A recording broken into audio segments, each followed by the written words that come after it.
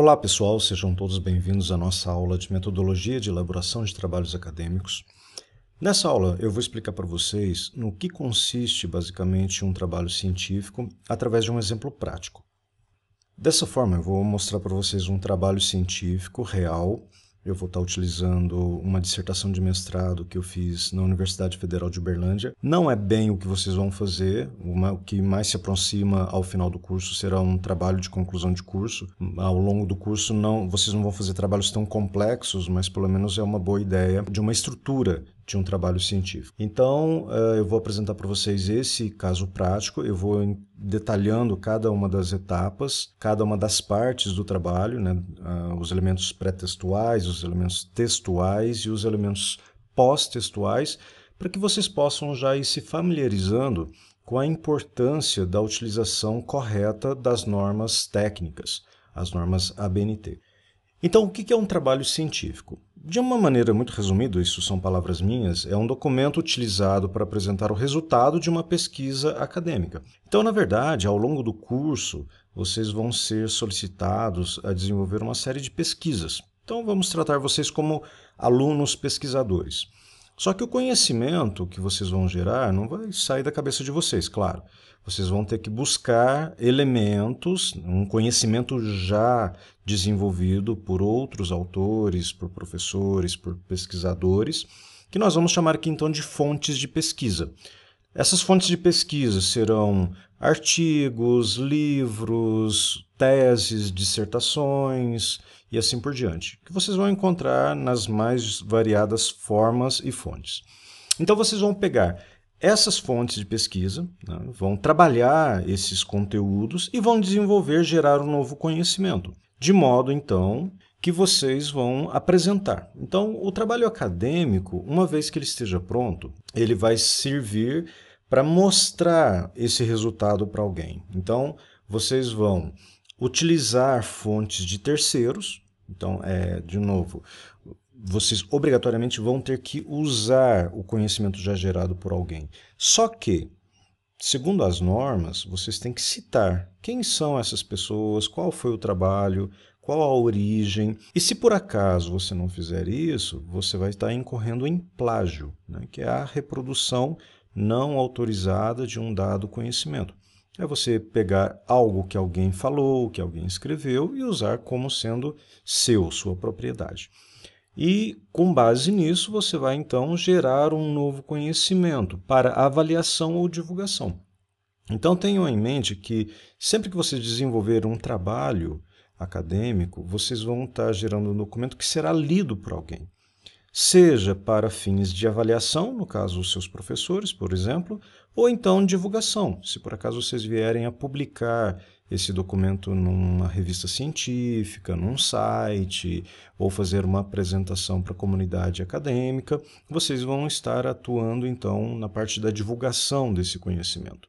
Por isso é que a norma ela é muito importante. A norma ela vai gerar um padrão, né?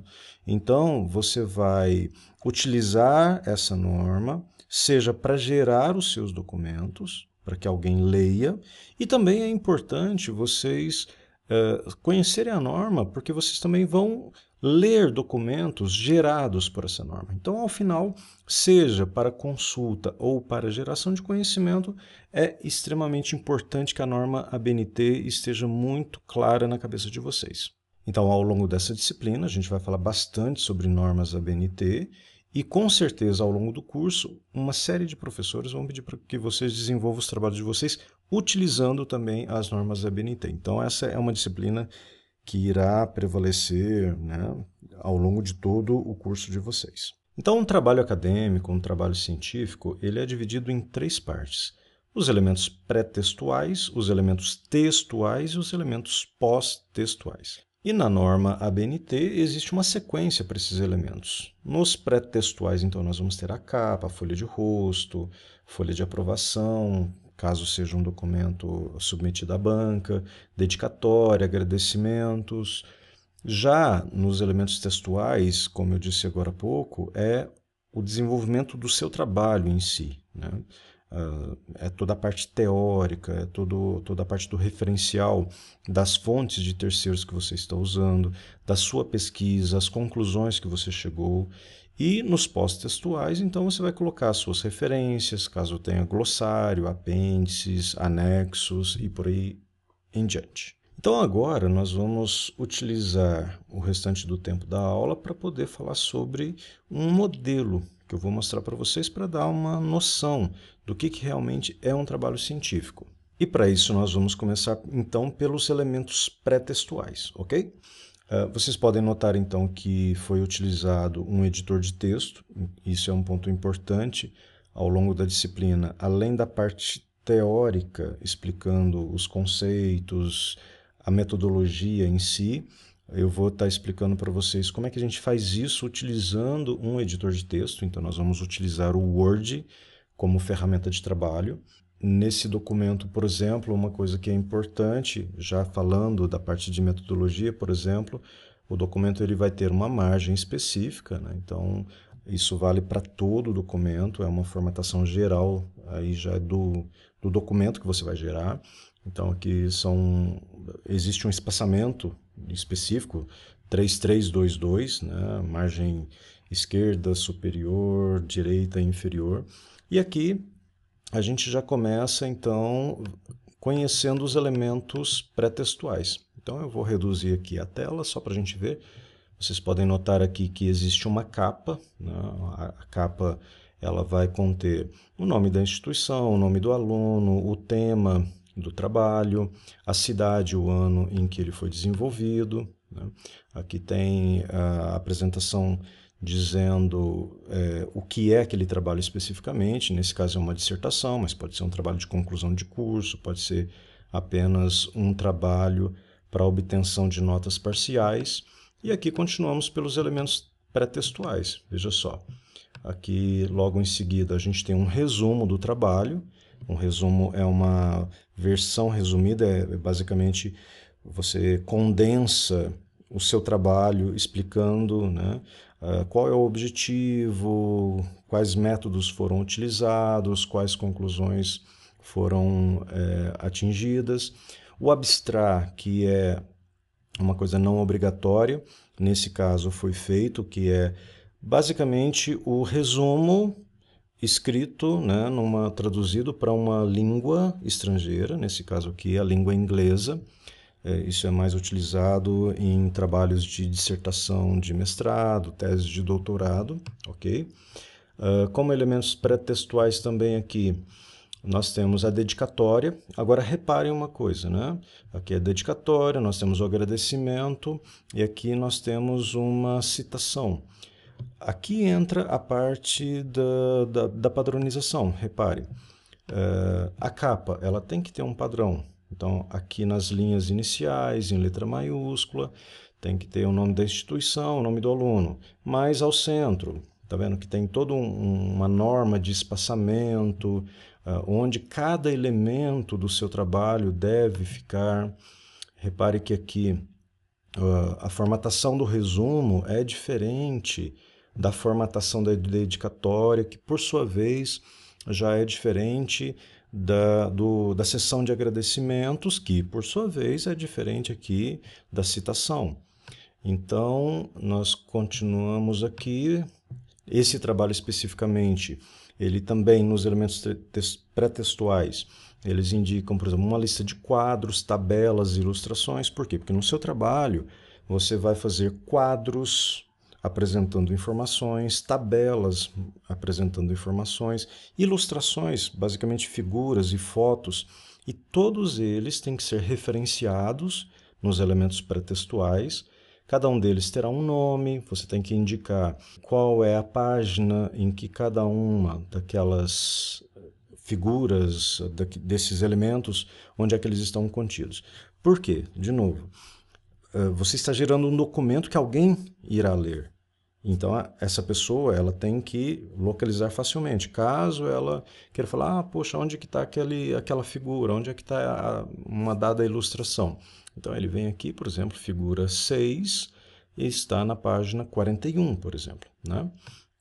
E aqui, para concluir a parte dos elementos pré-textuais, nós temos uma lista de abreviaturas, o sumário, que na verdade é um índice, né? Onde você tem aí sim a descrição de todo o seu trabalho, né? Contemplando aqui, por exemplo, a apresentação, o referencial teórico, os aspectos metodológicos, a análise. Lembra que eu falei para vocês dos elementos, que os elementos textuais, ele compõe grande parte do seu trabalho? Então, a partir do momento que você sai dos elementos pré-textuais, que terminam aqui no sumário, você entra nos elementos textuais. E a pessoa que for ler, ela vai se utilizar do sumário para poder localizar onde está um dado conteúdo do texto. Então, tão logo termina sumário, olha só, repare que nós já vamos cair onde? Apresentação. Apresentação, então, terminou o sumário, já começam aqui os elementos textuais. Então, reparem que o meu documento ele tem 178 páginas. Olha aqui no cantinho inferior esquerdo. 178 páginas do início ao fim, inclusive da capa até o final do documento. E grande parte dele é de elementos textuais, né, que é o grosso da pesquisa, basicamente. Então, nos elementos textuais, reparem, nós temos então aqui o desenvolvimento do trabalho, que começa com a apresentação do trabalho, depois a gente vai ter o referencial teórico e depois a parte de apresentação dos resultados e as conclusões. Então, nessa etapa dos elementos textuais é onde vocês vão recorrer a fontes de pesquisa, outros autores, para poder utilizar no texto de vocês. E para isso, também nós teremos uma série de regras a serem seguidas. Então, toda vez que nós citarmos uma obra, um autor, há uma maneira correta de fazer essa citação. Por exemplo, nesse caso aqui nós temos um parágrafo utilizado no texto.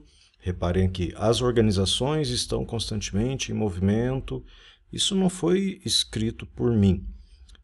Quem escreveu isso foi esse autor chamado Fiates, e não foi ele sozinho, porque reparem que ali naquela citação tem Fiates et al. O et al é um termo latim, dizendo Fiates e outros. Então, no caso, essa pessoa, Fiates, escreveu junto com outros autores. A obra dele é do ano de 2010 e está contido na página 1 desse trabalho. Provavelmente foi um artigo. Então, reparem que tem toda uma formatação que deve ser utilizada durante o processo da escrita. Essas normas, né, são ditadas pela BNT e é de uso geral em todos os cursos e em todas as instituições de ensino, ok?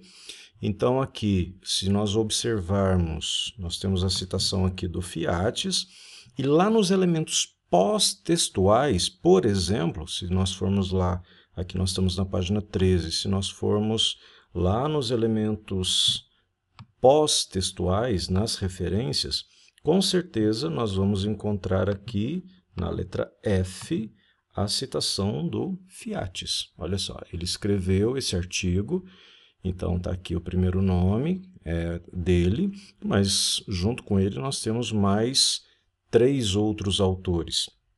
Então significa que a citação, né, ela está lá de forma bem resumida, mas caso a gente queira ver o autor utilizado naquele pedaço do texto, basta que a gente venha então nas referências, que é um elemento pós-textual, ele se encontra após o texto, tudo bem?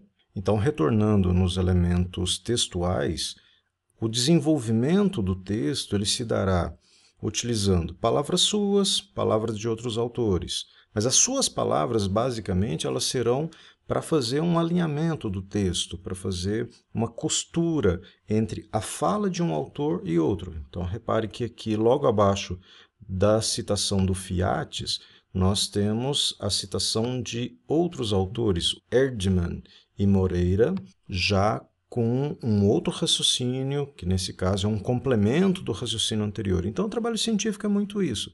É você pegar a citação de um autor que expõe uma linha de raciocínio, complementa com outros autores que concordam ou que discordam, e tudo isso você cria um corpo de conhecimento que será apresentado então no seu trabalho, tá ok? Então, após os elementos textuais, que basicamente nós vamos ter ali o desenvolvimento do trabalho, nós vamos então ter os elementos pós-textuais, que virão então após esse desenvolvimento. E aqui a gente tem as referências. Então, todo trabalho utilizado como fonte de pesquisa obrigatoriamente tem que ser citado, tem que ser referenciado, constando o nome dos autores, o título do trabalho, a origem, se foi de um livro, de um artigo, de um simpósio, o ano da publicação, o local da publicação. E para isso também nós vamos ter toda uma regrinha a ser seguida de acordo com as normas da ABNT. Além das referências, então repare, essa pesquisa aqui, nós tivemos uma boa quantidade de artigos, livros que foram consultados, mas aqui também nós podemos ter os apêndices, que são complementos, né? São documentos geralmente utilizados no trabalho, como um questionário. Então aqui nós temos questionário, nós temos um termo de concordância de participação na pesquisa. Então reparem, nós temos aqui uma série de anexos, né? De apêndices, que nós vamos aqui até o apêndice, se eu não me engano, nós vamos até o apêndice O, né? Então nós tivemos aí uma boa quantidade de documentos. E para que a gente usa os apêndices ou os anexos? São documentos que foram utilizados durante a pesquisa e que você não quer colocá-los dentro dos elementos textuais, porque não faz sentido. Você, lá nos elementos textuais, você vai ficar preocupado em mostrar tabelas, quadros, algo que seja relevante naquele espaço. E esses documentos, esses anexos, que são auxiliares, a gente coloca eles pós-texto, né? Então, eles estão aí nos elementos pós-textuais, ok? Bom, basicamente, o que eu queria mostrar para vocês nessa aula é justamente o que seria um trabalho científico, um trabalho acadêmico. Novamente, vocês não vão fazer um trabalho dessa magnitude, né, dessa abrangência, mas aqui dá para ter uma clara noção de um documento e, mais importante do que isso, um padrão que foi seguido para criar esse documento. Então, é esse o nosso desafio ao longo da disciplina. E a partir da próxima aula a gente vai passando por cada uma dessas etapas, explicando para vocês como é que a gente desenvolve então, tá ok? Muito obrigado e até lá. Tchau, tchau.